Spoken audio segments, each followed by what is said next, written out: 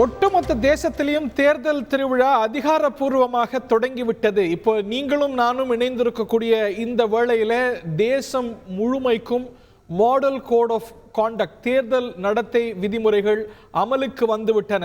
நேயர்களுக்கு தெரியும். இப்ப இணையக்கூடிய நேயர்களுக்கு சொல்றேன், ஏப்ரல் 19ஆம் தேதி முதல் கட்டத்திலேயே தமிழ்நாடு வாக்களிக்கிறது. மொத்தம் 7 கட்ட தேர்தலில் முதல் கட்டத்திலேயே தமிழ்நாடு வாக்களிக்கிறது. முடிவுகள் ஜூன் 4ஆம் தேதி தான்.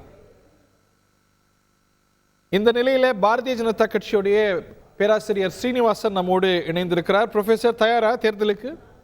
ராம ஸ்ரீனிவாசன் தயாரா இருக்கிறார், தேர்தலுக்கு தயாரா இருக்கார். நரேந்திர மோடியை மறுபடியும் பிரதமராக்குவதற்கும் தயாராக உழைத்துக் கொண்டிருக்கிறது பாரதிய ஜனதா கட்சி. ஜூன் 4ஆம் தேதி இந்தியாவே வியக்கும்படியான ஒரு தேர்தல் முடிவுகளை நீங்கள் காத்திருக்கலாம், எதிர்பார்த்திருக்கலாம். எங்க தயாரா இருக்கிறீங்க? விருதுநகர்லயா, திருச்சியிலயா? அதையும் சேர்த்து சொல்லிடுங்க.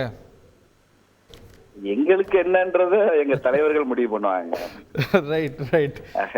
இனிமே அதெல்லாம் பேசுற கட்டம் வந்தாச்சு. ஏன்னா ரொம்ப குறுகிய காலம் தமிழ்நாட்டுக்கு.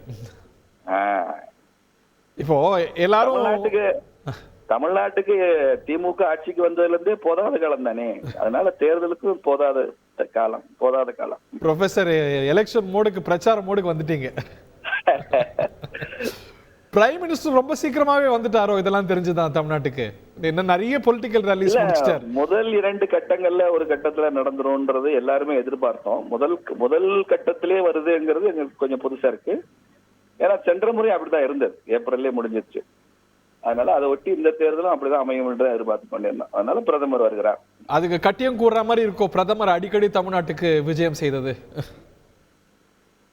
தவறு என்ன இருக்கு? தமிழ்நாட்டுக்கு மாத்திரம் நீங்க தமிழ்நாடு பாக்குறீங்க. ஒவ்வொரு நாளும் அந்த அவருடைய டூர் சார்ட் பாத்தீங்கன்னா தமிழ்நாடு முடிச்சுட்டு உடனே தெலுங்கானா, அங்க இருந்து ஒரிசா, ஒவ்வொரு நாளும் பல மாநிலங்களை தொடர்ந்துதான் அவருடைய பிரச்சார பயணம் இருக்கு.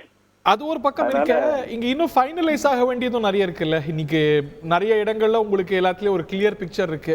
இன்னைக்கு அலையன்ஸே இன்னும் முழுமையா ஃபைனலைஸ் ஆகாத ஒரு நிலை தமிழ்நாட்டுல இருக்கு. அதையும் சேர்த்து பாக்குறோம்.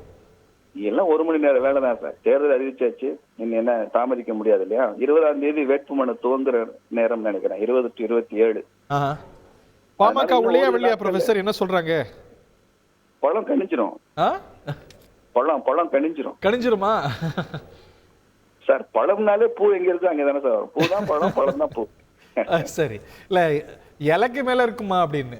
பழத்துக்கு மேல சில சமயம் இலை இருக்குமே, அது இலையே யாருக்குன்னு தெரியலையே, வழக்குல நடந்துட்டு இருக்கு. அப்படியா? இலை யாருக்குன்னு தெரியலையா? இலைய வழக்கு நடக்கல, அதனால சொன்னேன். நீதிமன்றத்துல வழக்கு இருக்கிறதுனால சொன்னேன். இலை பக்கம் முரசு கொட்டும் போல் இருக்கு.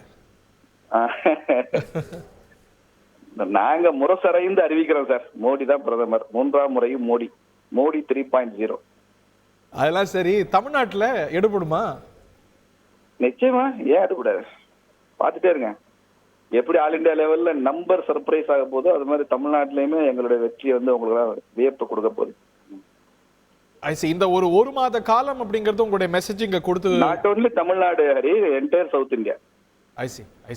என்டையர் சவுத்ல பிஜேபியினுடைய ஸ்கோர் போர்டு உச்சத்துக்கு போகும். ஒரே கட்டமா தமிழ்நாட்டுக்கு தேர்தல் நடப்பதுதான் சரின்னு நீங்களும் எல்லா கட்சிகள் போல கருதுறீங்க? நல்ல ஓட்டு போடுற கட்சிகளுக்கு அது கஷ்டம்.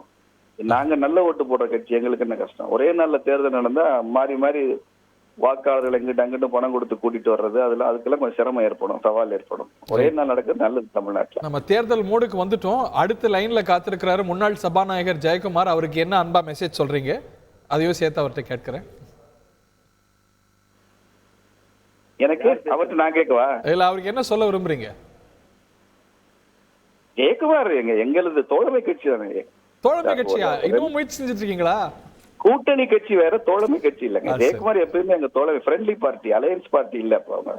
திமுக தான் சார் எங்களுக்கு எனிமி பார்ட்டி. அண்ணா திமுக மேல எங்களுக்கு என்ன கோவம்?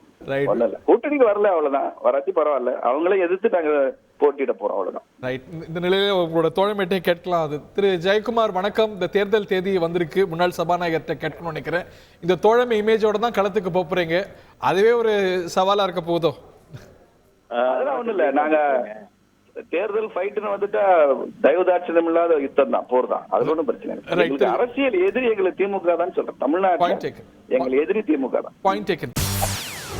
செய்திகளை உடனுக்குடன் தெரிந்து கொள்ள உடனே சப்ஸ்கிரைப் பண்ணுங்க.